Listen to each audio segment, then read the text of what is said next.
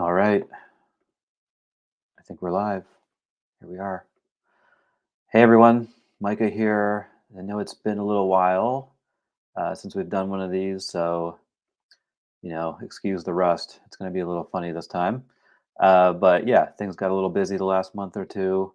I've been doing some traveling for work, went to a conference, did a bunch of other stuff, and yeah, been a little busy. So apologies for the little lapse, but we're back. I'm excited to get back into it and start building some more fun stuff with you all.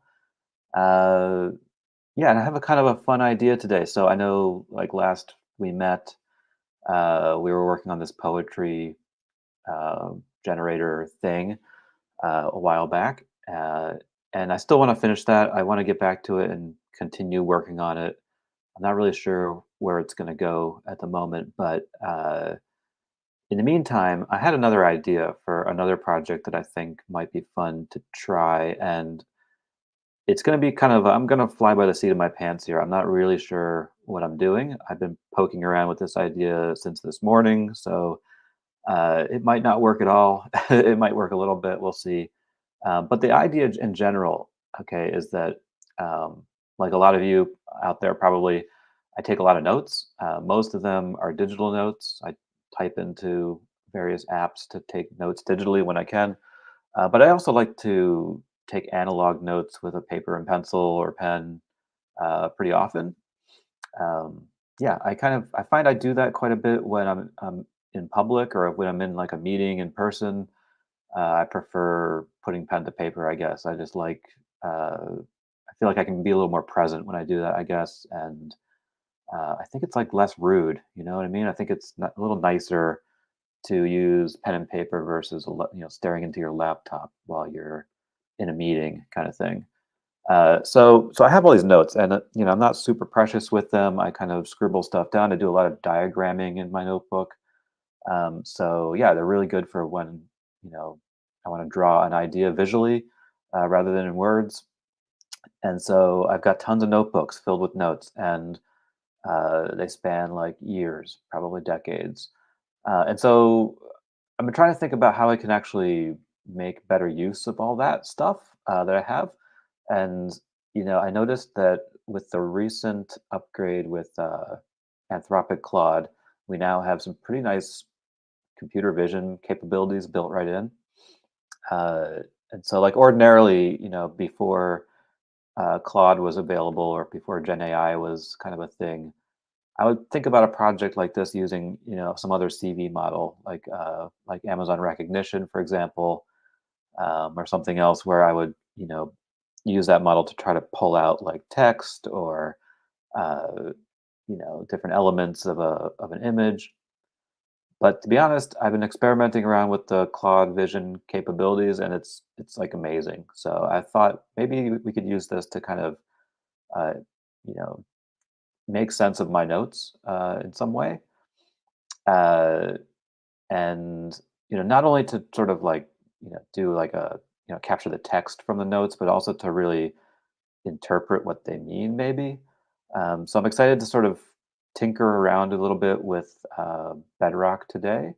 And I want to build kind of like, I have an idea of how to build sort of like an event driven architecture to help me do this at scale. So if I digitize all my notes, I can throw them in like an Amazon S3 bucket and let Bedrock just crank out the results for me somehow. That's my idea. Anyway, so um, yeah, I'm going to spend the next like hour and a half tinkering around. I really don't know if it's going to work or not or what's going to happen. I also don't really know if there's a lot of code involved with this. I have this weird feeling that there's going to be just minimal code.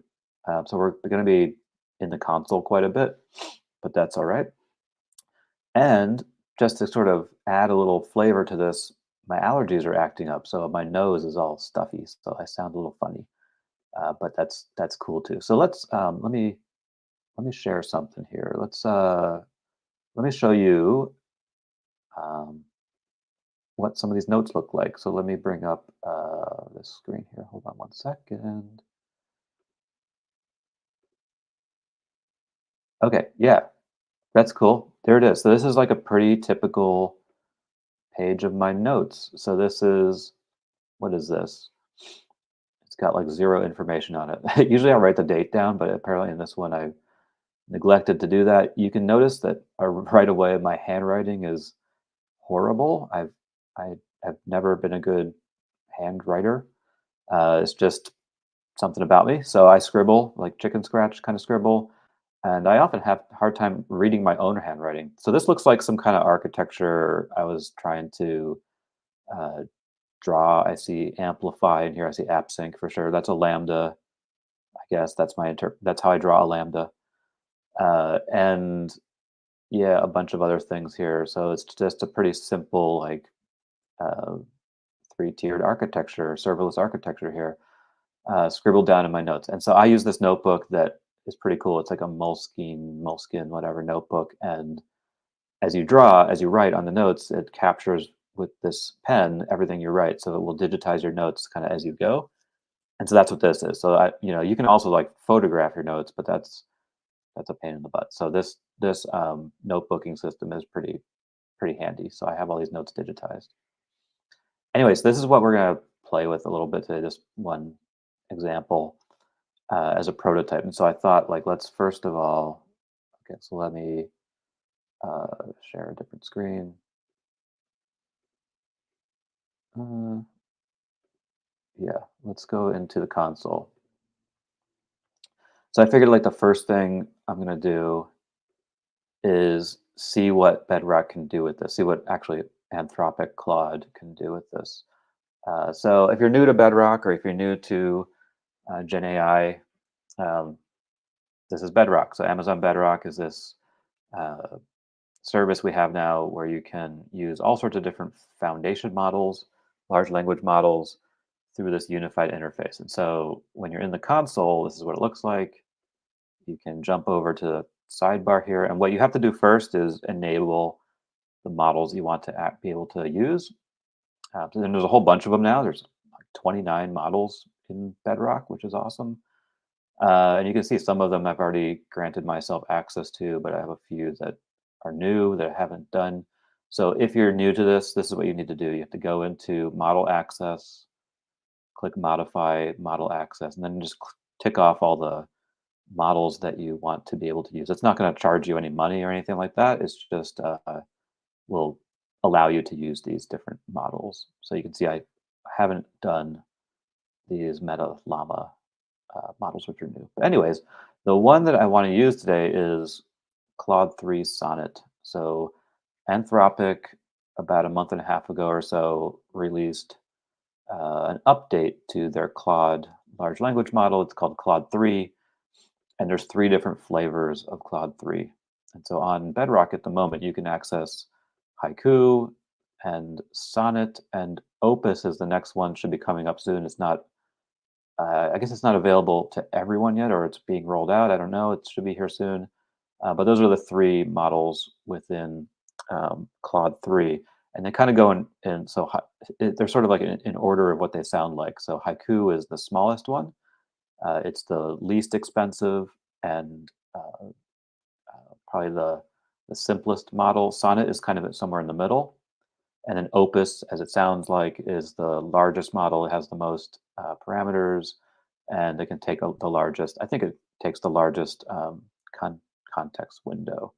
Um, so, anyways, so we're gonna play around with Sonnet today and see what it can do. So, one thing that's really cool about Bedrock, if you're new to Bedrock, is that there's a playground built in over here. So you can go to the chat playground, and let's make this a little bigger. Okay, so you can select the model you want to work with, and we're going to select Anthropic, Claude Sonnet, Claude 3 Sonnet. So this one does a context window up to 200K, uh, which is cool. And Haiku actually does the same thing up to 200K. And yeah, I hear Sonnet is supposed to be kind of on par with like a college student. So in terms of its uh, knowledge, but we'll see. So what we want to do is select Claude 3 Sonnet. And then in here, you can have a chat, right? So we can say, uh, who are you? Let's see what Sonnet comes up with. I have an artificial intelligence called Claude. created by a company called Anthropic, and so on and so forth. So it tells you a little bit about who Claude kind of identifies with. All right, so or identifies as. So let's see. What I want to do is, if you notice, there's like an image button here, or you can actually just drag. Let me see if I can do this from the Finder. Here's my image. I know you can't see this, but I'm going to drag my image in. I noticed a couple funny things about it. So it needs to be a particular format, so it accepts JPEGs, PNGs, and a couple other formats. But the JPEG has to be spelled JPEG, which, by the way, is the proper way to spell JPEG versus JPG. I don't know why, but that's just how it works. So you upload your image. So I just uploaded that notes file I shared earlier, and I'm going to tell it what I want it to do. So I'm going to say the attached image is a page from my notebook. Please generate a summary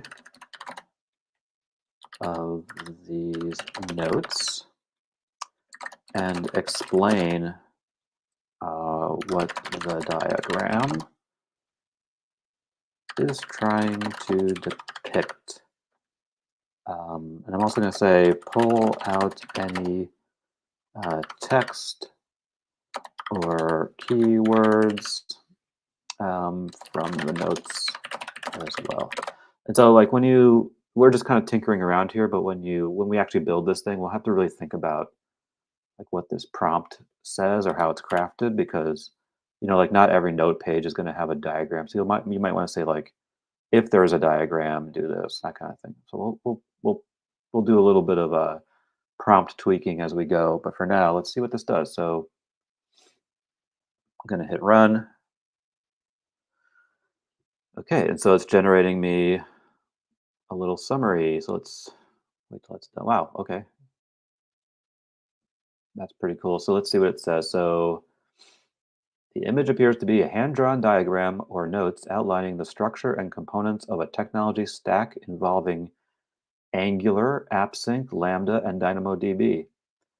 At the top, it mentions Altreb GenAI demos. I think that's actually ad tech, probably, if I'm thinking about what it was. But yeah, so it made a little mistake there, but yes, that's correct, which could be a project or application name. The diagram starts with Angular Amplify, which suggests it is using the Angular framework and the AWS Amplify library for building web or mobile applications.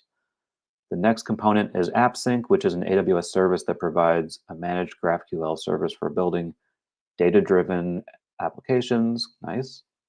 AppSync is then connected to resolvers, queries, functions, data sources, schema, which are core components of AppSync for defining data sources, queries, and resolvers for handling data operations. Okay, that's a little redundant, but that's nice, not bad. So I read my text, understood.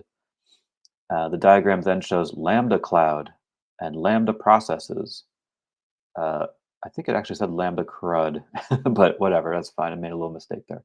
Indicating the use of AWS Lambda functions, which are serverless computing functions that can be triggered by events or used as resolvers in AppSync.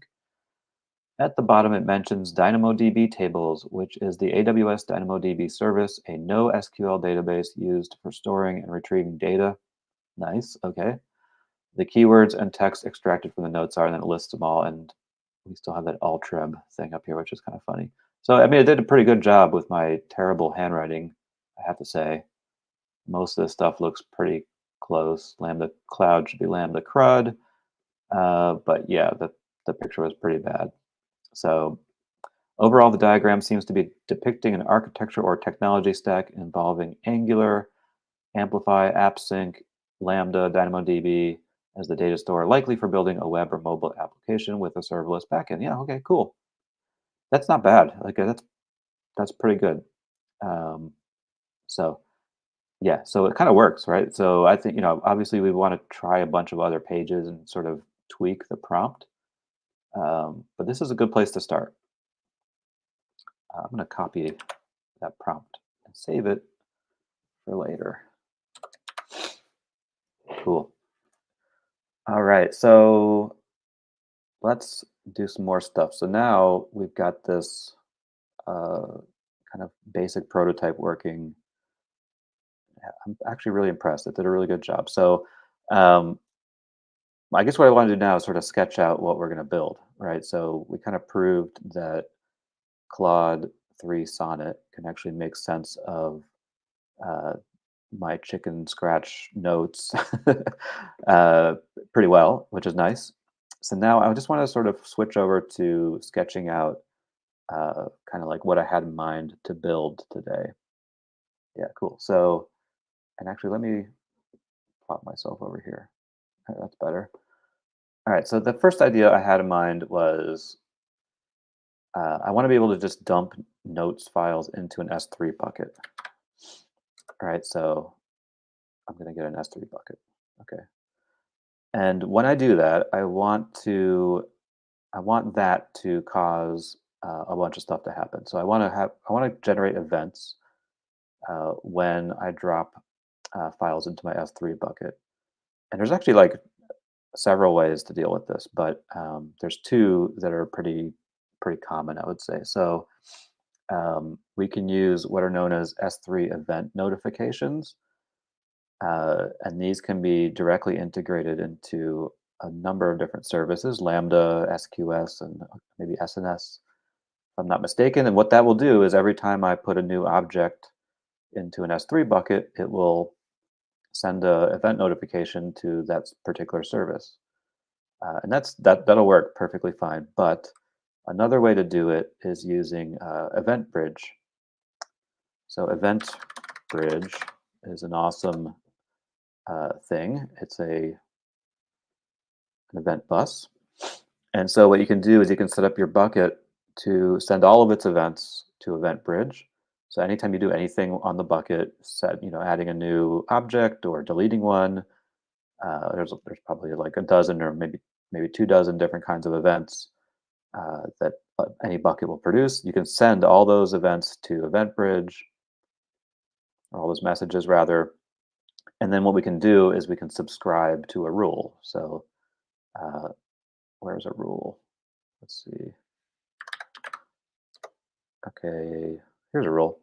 All right, so a rule is kind of like a filter, right? So you can create a rule that will uh, basically filter all of those events down to just the ones you want. So maybe you only want to subscribe to newly created objects and on a specific bucket, for example. So you can create a rule that kind of has those parameters in it, and then you can subscribe a service to that rule. So uh, there's a bunch of ways to do this, and like the simplest one is probably to create a Lambda function that listens to that rule. I think, yeah, maybe the arrow goes the other way. I don't really know. It's hard to tell. So you can create it like a Lambda function, and our Lambda function can do all the things, right? It can take that image that we dropped in there. It can send it to Bedrock. So we're going to need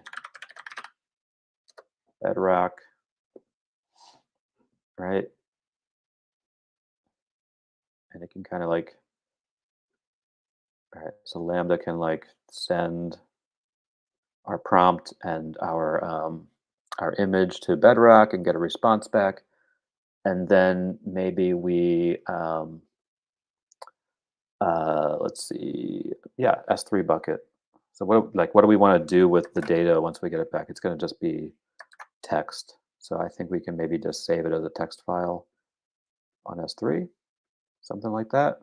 You could put it in a database um, or a search engine or whatever, but I think we'll just save it as a regular file on S3 for now, just to make it simple. So this is like to me like the simplest way to do this. It's just a little bit of code in a Lambda function, and then the rest is all just wiring this stuff up. Another thing we could do, and I've been thinking about trying this out today as well, so we'll we'll think about this is step functions. So step functions, we haven't really talked about yet on this show, but step functions are awesome uh, because what you can kind of do is use step functions to sort of orchestrate all of this stuff. Um, this is probably not the way to draw this diagram, but a step function, you can create like a workflow within your step functions that will do all these different steps. So the step of uh, doing any pre-processing to the image, sending it to Bedrock with your prompt, writing the output to S3. Um, yeah, these things aren't actually in the step function, but there will be a kind of a workflow of those steps built right into the step function. And what's nice about this is that you kind of gain a whole bunch of capability from step functions. So we won't really need to write much code in Lambda to talk to Bedrock, potentially. Same thing with S3. We can kind of keep the code in Lambda minimal in terms of just sort of shuttling some of the information around and maybe doing a little pre-processing to the image if we need to. Um, Plus, you get a bunch of other kind of additional capability, like you can use step functions to handle errors. You can rerun things, you can retry things. It sort of has a lot of that stuff baked right in, uh, and some really nice visibility into how what's going on. So I'll kind of walk through that a little bit when we get to it, but that's an idea. The way I would do this, I think, would probably be to start without the step functions and just build like a Lambda function that does what I want it to do. And then eventually we'll build a state machine with step functions and try to kind of like decompose our Lambda function and uh, uh, kind of build it out as a step function instead. But we'll see. Let's start with the stuff on the left here, because this is actually like relatively easy, but you have to kind of know a little bit. So yeah, why don't we do that? Let's start with building out these components. And we're not going to do this in code. We're going to do this in the console for now because it's pretty simple to do that. All right, so back in the AWS console, I'm going to go to, well, let's see, what do we need to build? We're going to need an S3 bucket. We're going to make a rule in event bridge, but we're going to need a Lambda function to point at. So we're going to make these two things first. We're going to make the Lambda function and the S3 bucket as kind of just placeholders for now. So let's do that. So let's start with S3. Cool. So we're going to create a bucket. Now you can do all this with infrastructure as code tools, which is kind of my preferred thing to do. You can build this out in a SAM template or a CDK. Uh, but I think it's fun to use the console as well. So let's do that. So let's make a new bucket called Walter process notes. And everything should be pretty much default. So we're just going to block public access across the board here. I don't really care about versioning at this stage. Yeah, we don't need that. Okay, so that's pretty much it. Okay, so we're going to create that bucket. And then let's jump into the bucket for a minute. Okay, so here's our bucket. Wow, I love an empty S3 bucket is just kind of a nice thing. Let's jump into properties first of all. So if I'm in a bucket under properties, I scroll down to event notifications. Here we go. So like I said a little while ago, there's two event notifications things you can do. You can create just a straightforward S3 event notification. And so if I do that, you can kind of like give it a name. You can prefix, so if you have a really large bucket full of all kinds of stuff, you can filter by prefix or and even suffix. You can pick out the events you want to deal with. And then down here at the bottom, you pick out one of these three things. You can have either a Lambda function, an SNS topic, or an SQS queue. Uh, and then if you pick a Lambda function, you pick the function right here, so on and so forth. So this is really straightforward, but it's a little bit limiting, if you know, kind of big picture wise. So if we look back at our diagram, if we did that, right, if we had just the S3 bucket, let's just make like another version of it here, and we used event notifications. I don't know if there is. Let's just use this diagram to depict an event notification. You'd have to pick a specific Lambda function, or SQSQ or whatever, SNS. Those are your options. And it's basically like hardwired, right? So now you can make many of these, right? You can make more event notifications on the bucket. Uh, but with EventBridge, all of a sudden you have this ability to just create more and more rules, right? So this thing just kind of sends all of its events to the bus, and then you can kind of expand this to like lots of other things. So it's a little bit more like robust of a system, if you ask me. In this case, it's going to accomplish the same thing, but in like a future state or a more complicated architecture. I like using EventBridge because you can start to like scale it out quite a bit. So you can do like kind of like a fan out pattern, as I call it. Anyways, so that's what we're going to do. So rather than using event notifications, which is this interface, we're going to go back into here and just turn on EventBridge. And so you can see by default, we're not sending notifications to EventBridge for events for this bucket. So we have to go in and change that to on. And so now, anytime I do anything to this bucket, it'll send an event to EventBridge. Cool. So let's jump over to EventBridge and just take a look at what that looks like.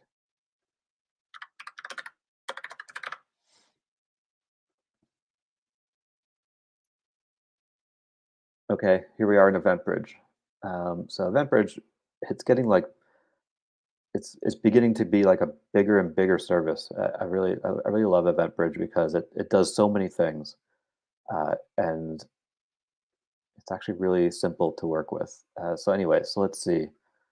In EventBridge, you have there's three different kinds of buses in EventBridge. There's this one called the default event bus, and that is really meant for shuttling messages between AWS services. So if we want to take an event notification from S3 and subscribe to those events from Lambda, we would use the default event bus.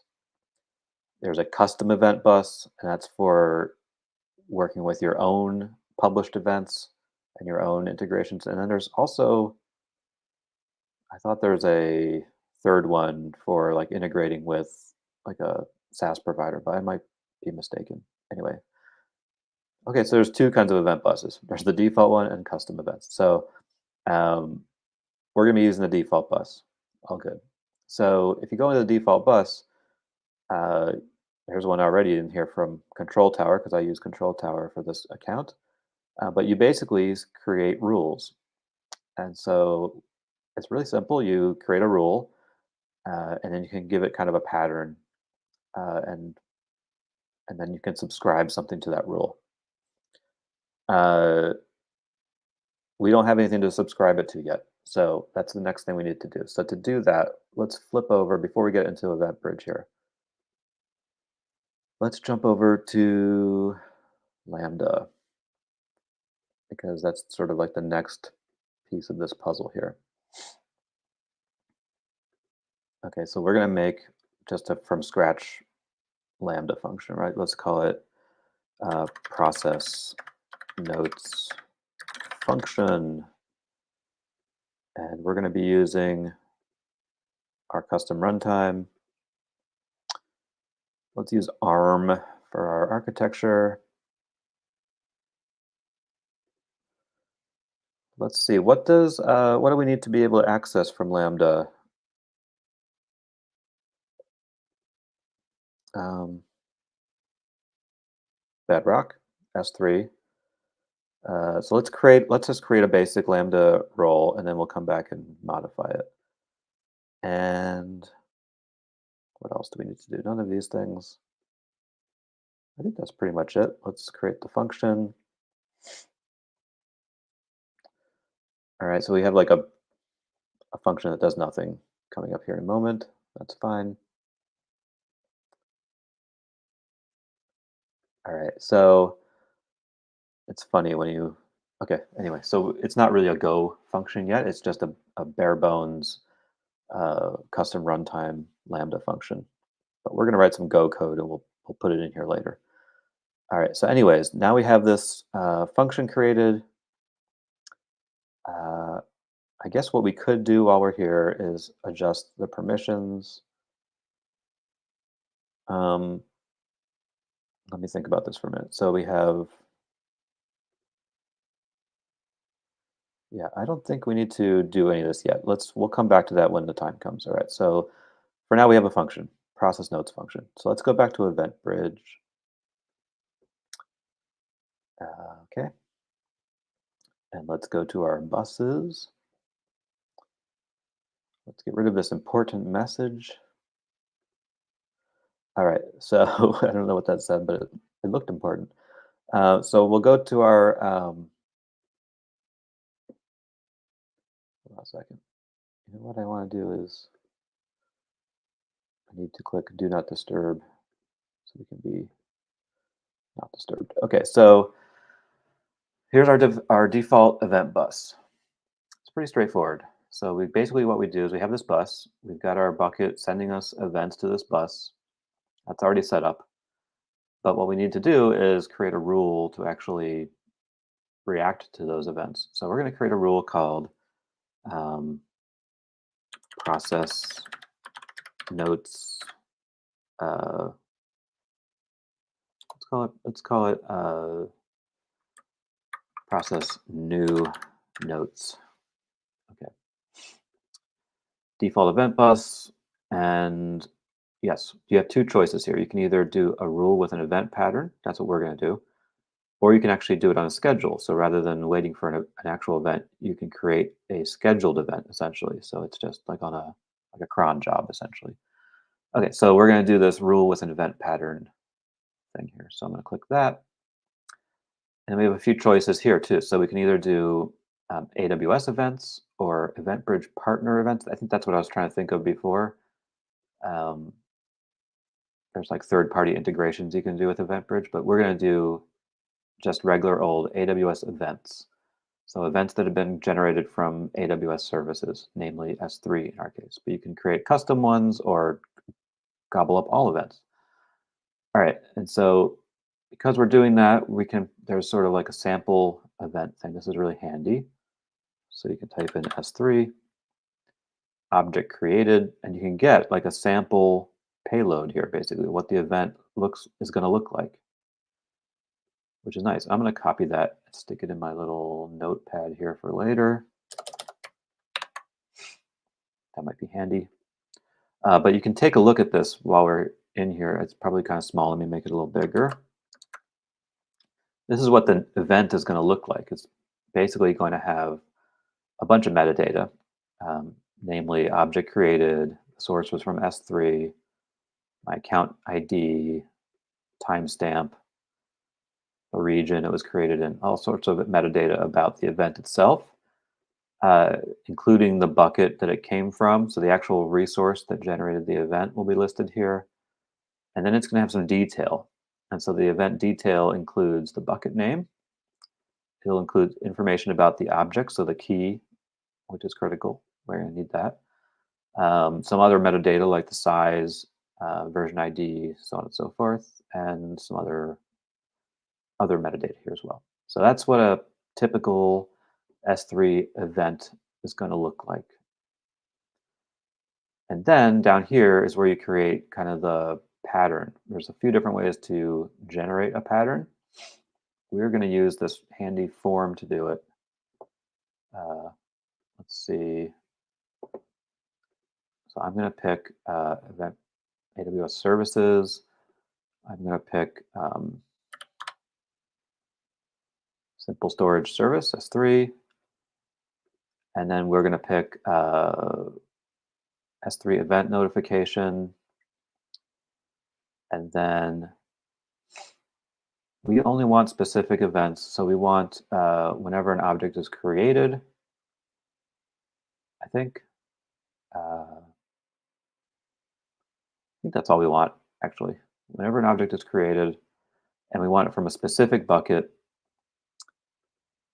what did I call the bucket? I think it's called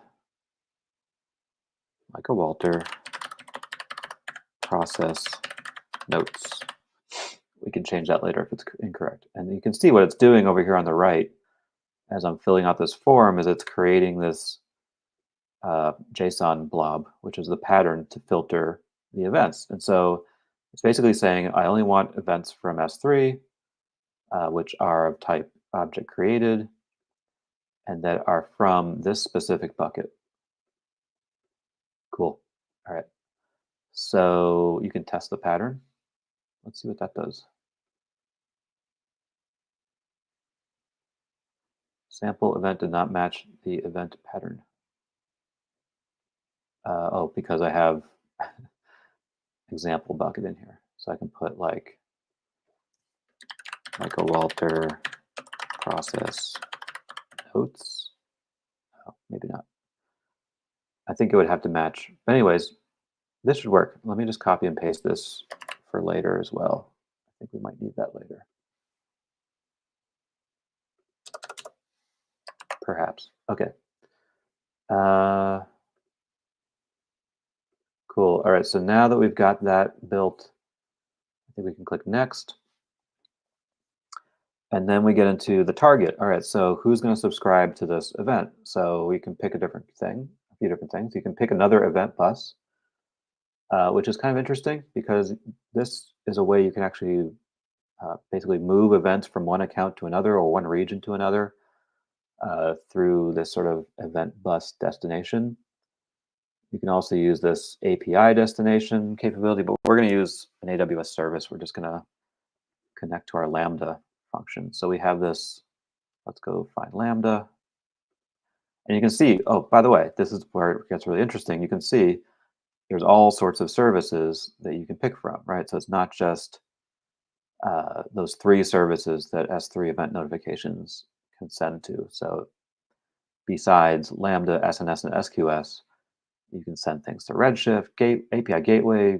Like there's quite a lot of services built right in here. So we're going to pick Lambda function, and then we're gonna pick the function, process notes function. There it is. You can pick a version or an alias. We're not going to do that. There's some other settings here, just having to do with the timing and delivery of that event. We're just going to leave that all default. And then we are going to click next. You're not going to add any tags. And then you get like a summary, of course. All right, so let's create that rule. Okay, there it is. We have a rule. All right, so now, theoretically, if I drop an object into our S3 bucket, it should invoke our Lambda function. All right, so let's see if it works. So let's go to our Lambda function. Here it is. I'm sorry, our S3 bucket. Here's our S3 bucket. So what we're going to do is we're just going to add a file in there. Let's see if it works. So I'm going to take my notes image. I dropped it right in there, and I'm going to click upload. And now I have uploaded a file to S3. And probably by the time I click over to Lambda, it will have already run. Hopefully, let's see. All right, so here's our process notes function. And you can see it's wired up now to EventBridge CloudWatch events as its as a source or trigger. Okay, so did it work? All right, let's take a look. Let's go to monitor.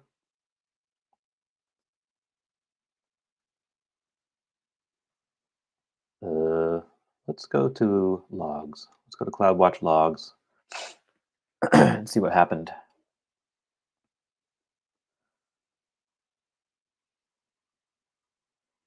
Uh, Here we go. So we have a log stream, and look at that. Something happened. We got an error. All right, so let's see. It is now 2:41. This all happened about a minute ago. We had an init start, an init report. Let's open these up and see what we got. I think that's when we just created the Lambda function, if I'm not mistaken. Uh, no, these are all at the same time. Interesting. Let's. Okay, so here we go. Okay, here we go. There's a little few more happening here. All right, so okay, what am I looking at? Okay, here we go. Phase, invoke, status, error type, runtime, invalid entry point. Yeah. Okay, and then we had a start and blah blah blah. All right, so it appears to be retrying.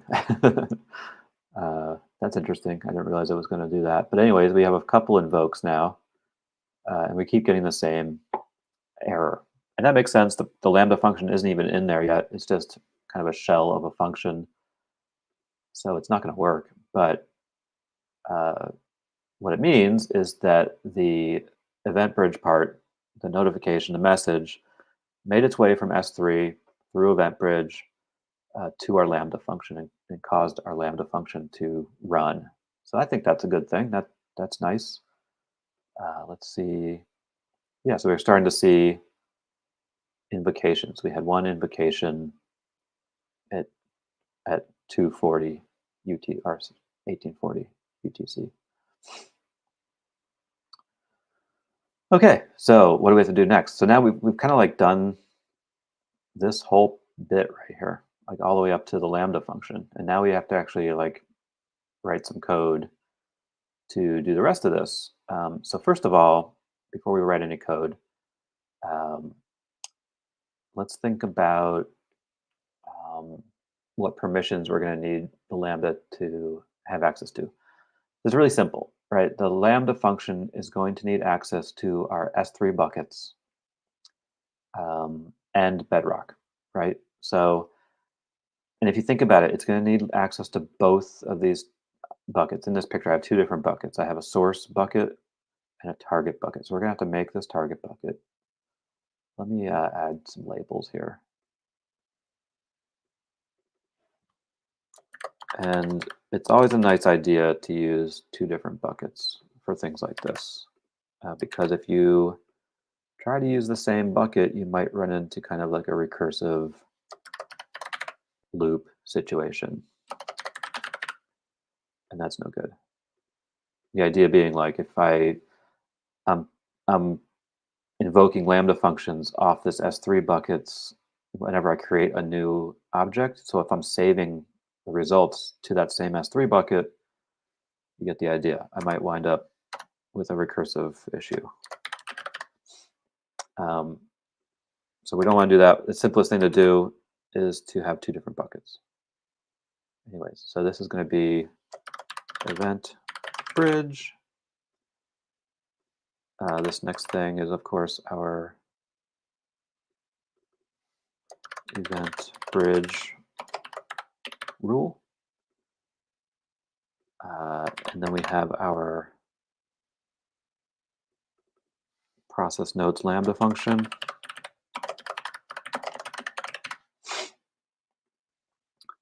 And then we have our Bedrock. Cool. All right. So yes, we're going to need to have permissions. This Lambda is going to need to have permissions to read data from this bucket, write data to this bucket, and use Bedrock. Okay, so let's deal with that first. It's really simple. We'll do an easy modification here. So if I go to my Lambda function and I click configuration and I go down here, I can edit my execution role. All right, so this is what's called execution role, process notes function role, and then some gobbledygook. And so I want to click edit. Actually, no, the easier way to do this is to go to the role itself. Here we are in IM. And we can see here that it currently has just what's called Lambda basic execution role. And that doesn't do a whole lot. It just basically gives Lambda the capability to work with CloudWatch logs. And so what we're going to do to keep it simple is we're going to add permissions to the execution role. So what did we say? We need to add S3. We're going to use full access for S3. Now this is debatable how you should do this because you don't want to give necessarily full access to things all the time. For this example, that's what I'm going to use, but in a production workload, you would want to be much more fine-grained than that and just give access to the buckets that you need to give access to. So, but we're just going to do full access control, and while we're here, we're also going to do Bedrock full access as well. Yeah, I think that's it.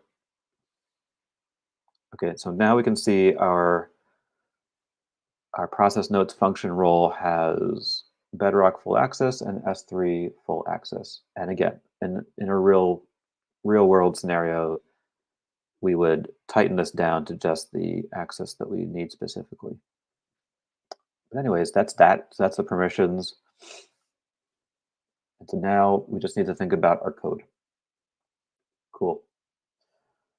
All right, well, here's the thing with Lambda, and we're writing code in Go.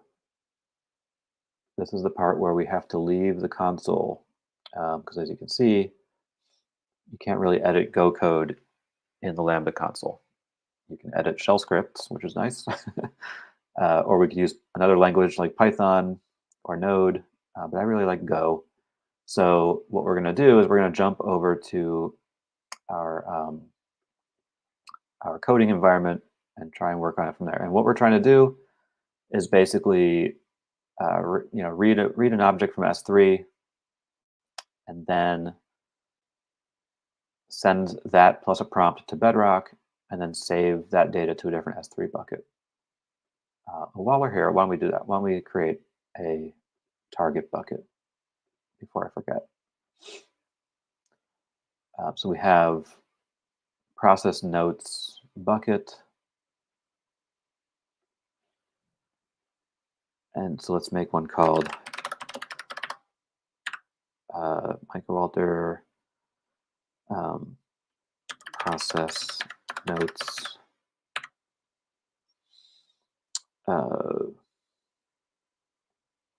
target. Why not? That's fine.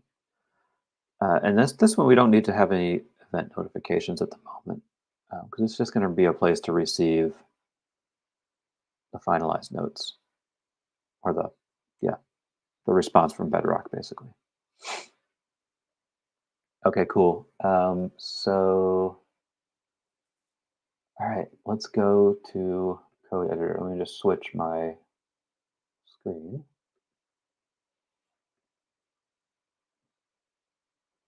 Hold on. One sec.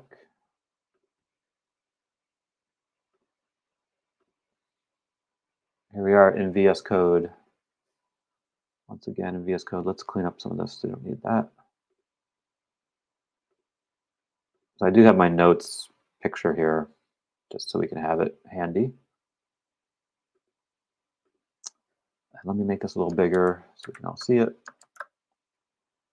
And you know what we're going to do today to make everyone's lives easier is we're going to use Amazon Q in VS Code to figure this out.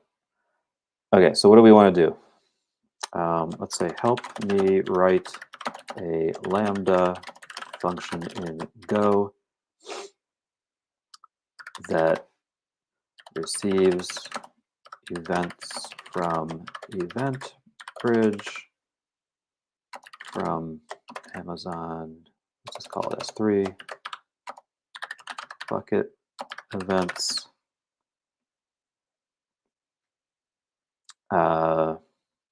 Let's just start with that. See what we get.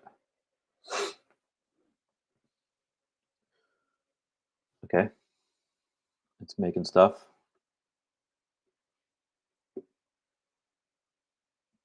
Oh, I made a whole bunch of stuff.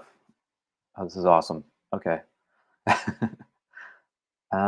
Interestingly, it used the old SDK, so we're gonna have to try that again to get the newer SDK. That's interesting. But here is a Lambda function written in Go. So handle S3 event, context events. That all looks pretty typical. So it's creating a session with the SDK. Uh, it is looping through event records. So yeah, your Lambda might receive multiple events within a range of time. So it is able to loop through whatever events it receives at once. We grab the bucket and the key. We're going to log some stuff. Uh, we are going to get object with context, retrieve object metadata. I'm not sure we really need to do that stuff, but it's nice that it did that. And then it suggests that we implement your own custom logic. That's nice. Okay, so and it gives you a whole bunch of information about what that was. So let's see if we can ask it to, can you give me a similar example using the Go SDK version 2. Let's see what it does. Hey, there we go. It did it. Love it.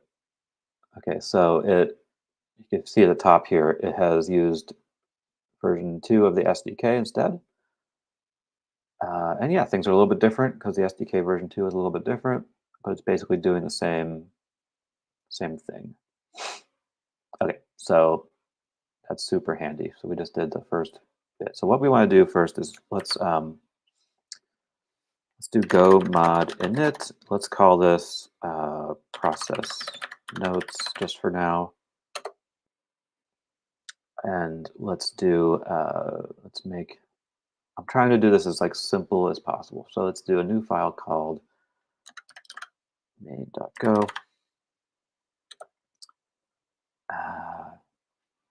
You know what? All right, we're going to use Sam here because Sam's going to make it easier for us to bundle this up. I think it always sort of like helps me do a few things here. All right, so we're going to, let's see. Yeah, we might even deploy this Lambda with Sam. Why not? It just makes a few things a little bit more easy to track. So we're going to create a Lambda function. Let's go to our details. Let's close this for a minute. Let's call this process. Let's call it process new notes function. Yeah, it's going to be a zip.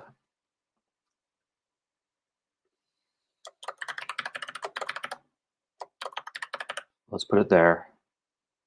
We are not going to use this. We're going to use provided AL 2023. We're going to use ARM as our architecture. Our handler is going to be Bootstrap. I don't think we're going to need 3,000 megabytes of memory. Well, maybe let's leave that. Let's put this at 512 for now. 30-second timeout.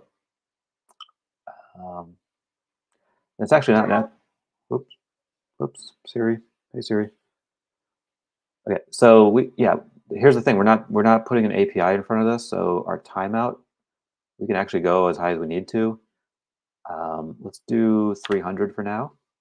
because we don't know how long it's going to take to process that information with Claude. And we don't really need to worry about permissions at the moment. We'll come back and fix that up later. This is basically some of the same stuff I just did in the console, but we're doing it in uh, SAM for now. Okay. So now we can switch back to the template, and you can see it's created all this stuff for us. And there's always this one thing I have to remember to add, which is metadata build method go 1.x. Yeah, you can see Code Whisperer kind of jumping in there and helping me out. That's very nice of you, Code Whisperer. Code Whisperer is now called Amazon Q Developer, but I still like to call it Code Whisperer by accident. All right, so let's see, architectures, everything else looks good. All right, so now it should have created for us, yeah, it's going to create our source directory, but we're going to rename this. It's for some reason it automatically creates like a node thing. Anyways, so let's see, process new notes function. Whoops, we're gonna delete this. And we don't need this package JSON file.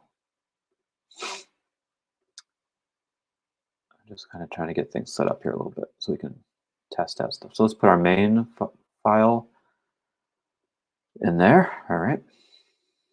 And let's start to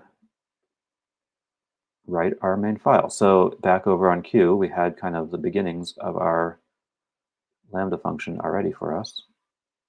Right? It's right here. So we can just copy that. In fact, you can just click insert a cursor. And there it is. Look at that. Amazing. So amazing. All right, so let's close this up so we can see it a little more clearly. Here we go. All right, and let's save it. And we're going to have to do a go tidy here, go mod tidy here in a moment, but let's just read through the code a little bit. So we've got, it's package main, we're importing context and foomt, and then we have a bunch of AWS packages. So we have the Lambda events package, the Lambda package itself, the SDK version 2, which I asked for with AWS config and S3 at the moment. So we're going to have to expand this eventually to add Bedrock, but we will get to that when we get to it. So first of all, what are we going to do? We're going to create a session. We're going to create a session to AWS. We are going to create a service client. We're going to loop through any events that we get. And we're just going to basically print a statement. And I don't think we need this bit here. Yeah, so basically what it's doing is it's fetching all the object metadata for this object and then printing it out. But that's not really what we need to do. So we're going to delete that. And instead, we are just going to print out the bucket and the key and return nothing. So nice. All right, it's going to be nice and simple. So let's do a go tidy. So now it's going to download those packages for us, and they should all turn to being not red anymore. There we go. No longer red. And then there's this one here. Why is this? Oh, this is probably not being used. Yeah, so yeah, we don't even need that, do we? We don't need any of this, actually. Now that I think about it, we have the event. We're going to need this later. So you know what? Let's put some of that back because I think it's good sample code, actually, which will help us kind of do some stuff later with this. All right, so let's just leave that like this. So, okay, what's it going to do? Let's make sure we have everything. Yeah, okay. So it is going to loop through our events. which are all S3 events. It's going to print out the bucket and the key, and then it's going to make an API call to S3, and it's going to get the metadata for each object that we're looping through. It's going to print an error if it can't get that object, and then it's going to print object content type. Why is this? What's it saying? Nil pointer deference. Attempted to access memory. Oh, interesting. Object content type. I wonder why that's giving me a warning. Anyway, well, it's just a warning, so I'm fine with that. Okay, so let's see what are we gonna do next. I think we're gonna build it and try it. Just trying to see if I have everything here correctly. Handler bootstrap.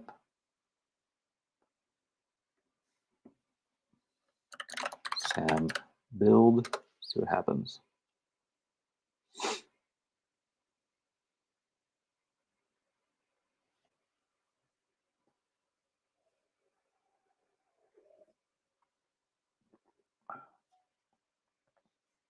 While that's doing its thing, I'm going to I have to log into AWS, get my credentials going.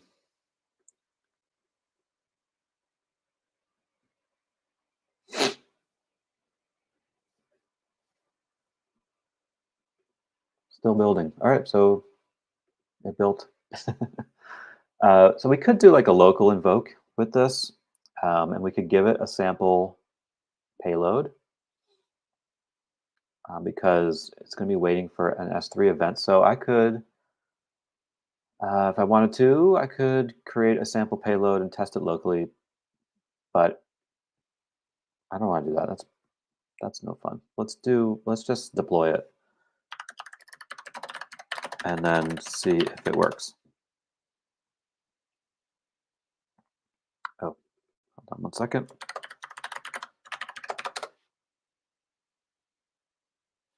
You know what? I'm just going to do it the easy way. All right, one second. I forgot to set this part up, but it's very easy to do. Just get this.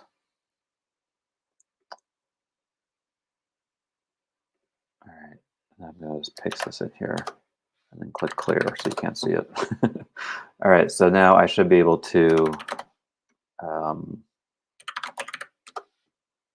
see my buckets. Okay, cool. So there's my process notes bucket and my notes target bucket I created. So that's working.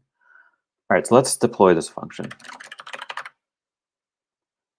We're going to do guided. And my nose is starting to close up. All right, so we're going to give it a name. Let's call it process notes stack or something like that. Why not? Okay, we're going to do US East 1. No, we don't need to do that. Yes, we'll do that. That's fine. Yes, yes, yes. Okay. Look at it go. It's packaging up my Go code.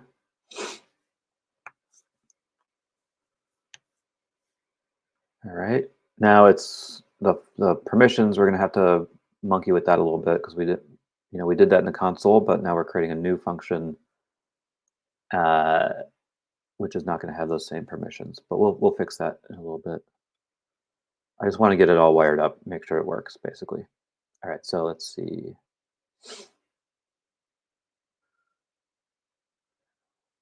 Probably going to at least need permissions to S3 for that one API call, but we'll fix that in a minute. Okay. All right, it's done. Cool. All right, so let's jump over to the console. Hang on one sec.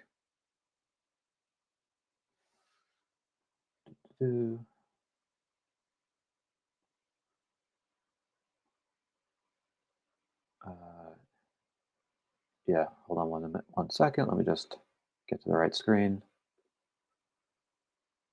All right, here we go. Here we are. Okay, we're back in the console. We're still in S3 over here. So let's jump over to Lambda.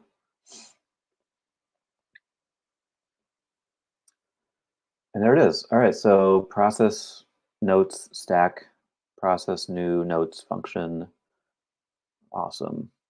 But it doesn't have a trigger yet, right? It's just a Lambda hanging out in the wind. Uh, so we could test it just to see what it will do, right? We could give it um, we can use let's see, S3,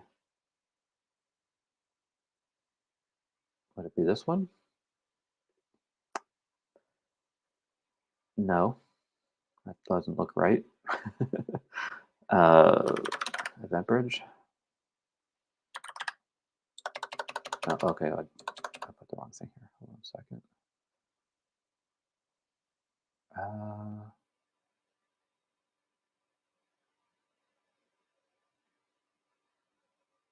S3 put. It might be that. Or I think you can just copy, let me just copy my event payload that I had from before. Oh, I see. It's wrapped up in this records blob. It's the same thing. Well, anyway, let's just see what it does. Let's see if it even works. Because I think it's going to show us that we need some permissions. So let's test it. And it failed. Yay! Awesome. Okay, so failed to get object operation. Blah blah blah. Access denied. Awesome. Okay, so kind of worked. It just doesn't have permissions to what it needs to. So let's fix that. Let's go here and uh, edit our role, just like we did before. And let's add same thing as before, S3, full access, and we're going to add bedrock as well. 2 policies, okay. I think it's going to keep these policies even if we deploy again on top of it, but we'll see. We'll see what happens. All right, so it's a little bit of a drift in the way we're doing this, but that's okay. So let's go back to here and test it again and see. Now this time we should also fail. It should fail again, but it should fail for a different reason, which is that this object doesn't actually exist. Yeah, no, it still says access denied. Hang on, did I do the right thing? S3 full access. That should be good. Okay.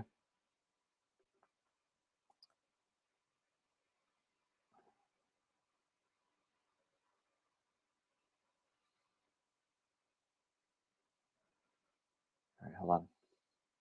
There's our S3. Put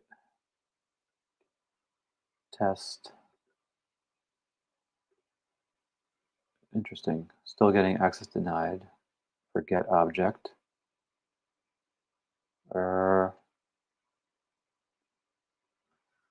Let's read this a little more closely.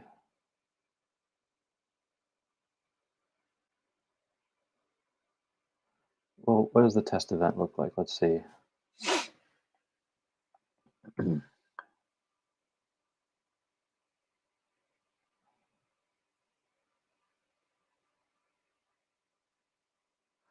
Example bucket. It might just be that I'm getting it doesn't like my bucket name because I don't own this bucket. That might be the, the reason it's failing. Anyways, let's move on. I think it's failing for silly reasons here, so let's just not pay attention to it right now. Okay, so what we want to do is basically wire up um, Event Bridge to this new function, right? So if I go back to Event Bridge, let's see, hold on one second. My mouse is All right, so let's go back to our our bus and let's go to this rule that we made. So this is all still correct, but we want to change our target. All right, so right now we have a target to this process notes function that we created in the console, but what we're going to do instead is switch to this process new notes function that we created through SAM. My mouse is really lagging. Let's just use this. Here we go. Okay. Let's just update the rule. Okay, cool. And so now, yeah, now if I upload an image to our bucket, it should run that Lambda function, and it might actually work. Let's see. All right. Okay, hold on one sec. Let's click upload. And we're going to upload the same file.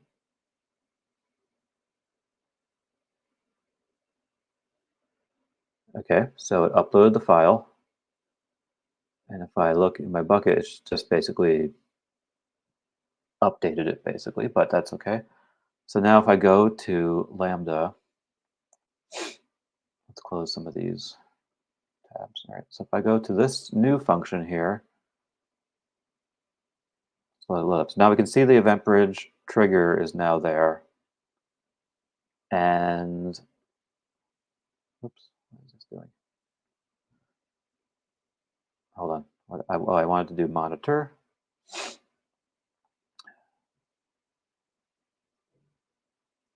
Yeah, okay, we got an invocation. It looks like we did get an error, but that's okay. So let's look at the logs and see what happened.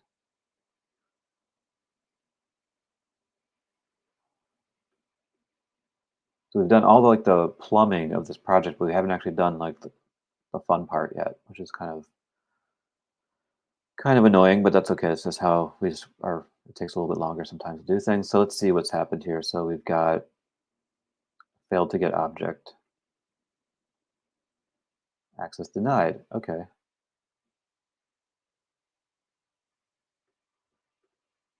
Or is that from my, actually that might just be from me testing it earlier. Let's see. All right, so it's now, it looks like these are the newer. It might be this one here. Sometimes CloudWatch takes like a second to give you new log messages. And so look, these are from a little while ago, 1909, and then now we're at 1912. Yeah, so these are the newer ones. So let's see. Report. All right, so we did get an invocation here. I don't see the log. Should have a log message as well.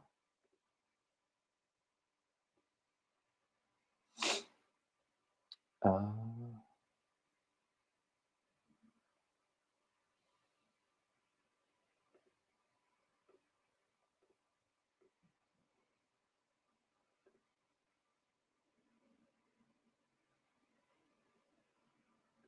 yeah, we should have some logs. That's interesting. Um, huh.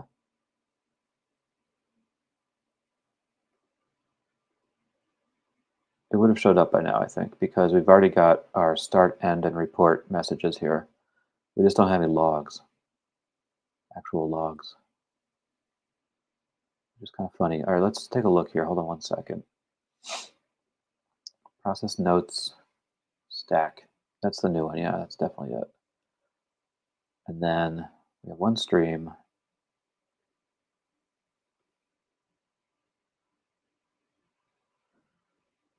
All right, let's do something else here. I want to try a few other things here before we start trying to debug in the last like 15 minutes of our show. So let's go back to S3.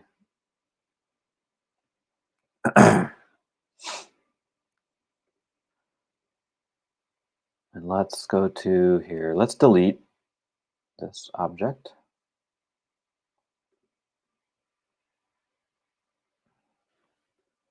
It's very difficult to delete stuff. That's by design. All right, so let's delete this object. That'll create an event as well. And then let's upload it again. So let's go to close this, upload. I just want to create like a few uh, events. All right, let's do this. There we go.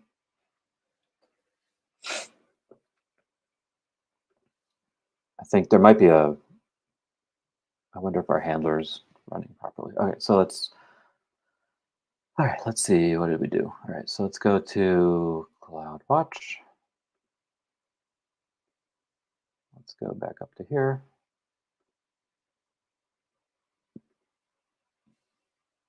So it's the same execution environment. So let's see if we're getting new. Okay, 1916 now.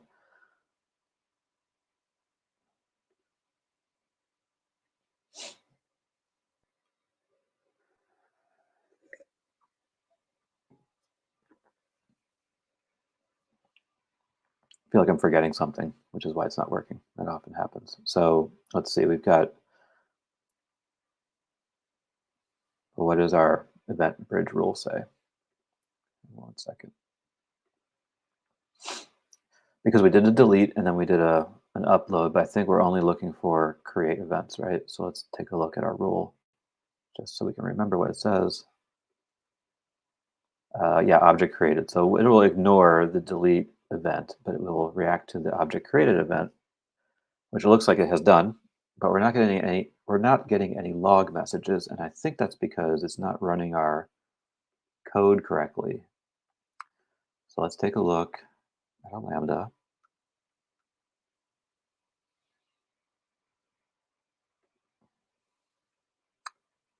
And let's just see how it's configured for a moment.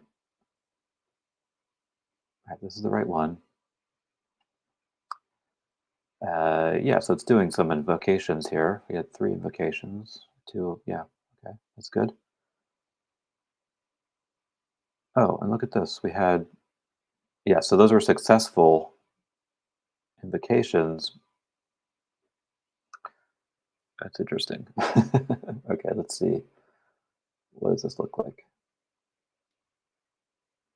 Handler says bootstrap. Uh, that looks correct.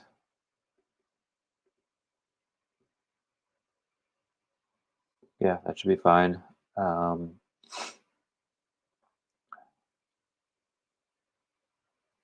right.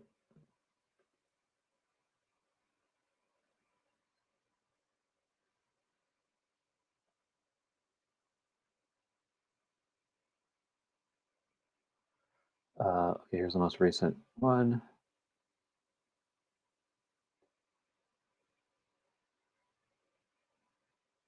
Yeah, it used a little memory. Huh. I don't know. That's very interesting. It's not really working. So I think what we would do is actually try to invoke it locally, make sure we're doing things correctly. All right, so let's do that. We have a little bit of time left, 10 minutes left. Let's just see if we can get this. Hang on 1 second. Switch over to.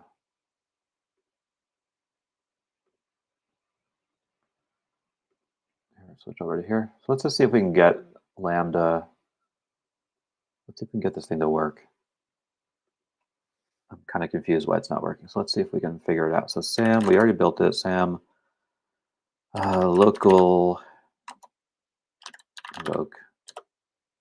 There's only one function, so I think it should just work. We have to have Docker running. Yeah, okay, sure. Let's turn on Docker. Where's Docker? Here it is. It'll take a second to load up. Yeah, so this is what happens when you're a little rusty and have not planned much for the day. So we'll just have to see how it goes. So let's see. We should have Docker coming up, right? Let's see. Yeah, there it is. Okay. Docker is running. Nice. All right, let's see if we can actually just invoke the function. Yeah, it's going to build this image up. That's probably what I should have done in the first place. And it should fail, right? It should, because we're not giving it a payload. Uh,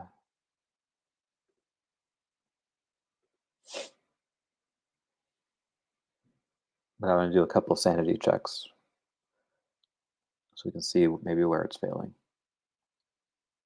No response from invoke container. Huh.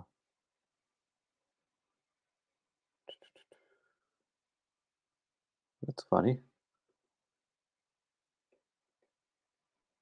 What does that mean? uh, let's see. That looks okay. So let's kill this. Hold on. All right. What am I doing wrong here? So let's look at the code.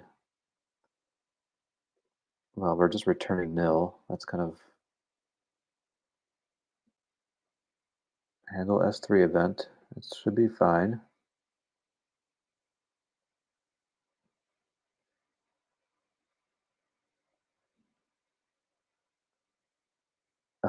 Oh, yeah, no, I did that. Let's see. Okay, let's temporarily simplify this, get rid of all this stuff we don't really need to have at the moment.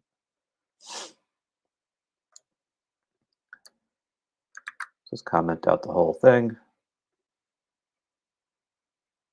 Oh, yeah, this one too. And let's do a fumt.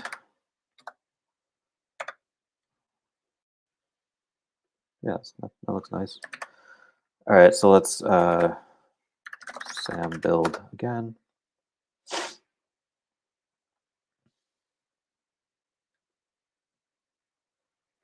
And let's just try to invoke it and see if we can even do that bit. Uh, yeah, okay, null. That looks better. Received event. So it did print something. Okay. All right. So there's obviously something wrong with my code here. So let's you know what? Let's do this.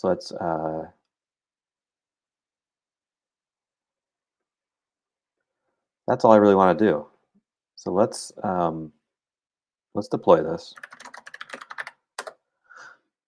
And um, just to kind of, before we close for the day, I just want to see that our event is getting all the way through to Lambda. That's all I want to do before we close up. And then we'll come back next time and actually make it talk to Bedrock and stuff. So this was fun. I don't know what yeah, okay. Anyway, so let's see. It's deploying.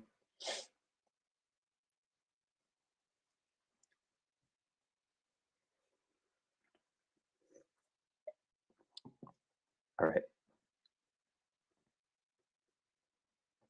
Okay, so what do I want to do? I want to go back to S3.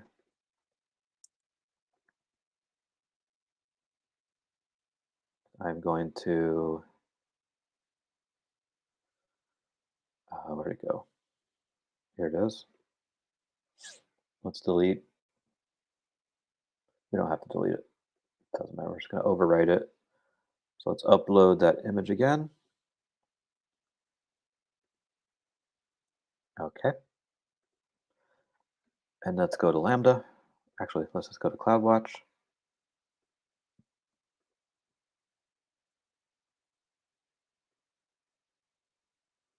We have a new stream now. This is the latest one here. Okay. Received an empty event. Interesting. All right. So that was fun. Well, at least it printed something out. So we got a little further than we were before. But that's not what we wanted to do. So let's think about what's happened here. So we uploaded a object to our bucket. That worked, right? That fired off an event to EventBridge. We have this rule that's looking for create object events on that bucket that invoked our function, so that worked. But then all it did was print out this empty event, and I think it's just because I'm like my code is wrong. So if we look back at the oh, I'm sorry, you're looking at the wrong thing here. Hold on, let me switch screens here, and we'll wrap up. Okay, share screen. All right, there we go. So let's go through this again. So, okay, let's just wrap this up. So we didn't quite finish it in time because I'm very rusty and haven't done this in a while, and I didn't really have much of a plan, and that's fine. This is kind of how things go sometimes. So um, we got basically all of this done, right? Except the Lambda function itself, the code, we need to work on. But we have the whole thing set up to work. So when we come back next time, this part should be pretty simple to do. But basically what we're doing is we drop a object in our bucket. It fires off an event to event bridge, which is our bus. And then we have a rule set up where anytime a new object is created on that specific bucket to invoke this Lambda function. So we're doing all that stuff. That's all working. But when we actually run the Lambda code, we're just getting some null strings basically. So obviously our Lambda code is not what it needs to be. We need to rewrite that to process these incoming events properly. And then next time we'll add code to basically take the image data itself. We have to grab that image and we'll have to base 64 encode it.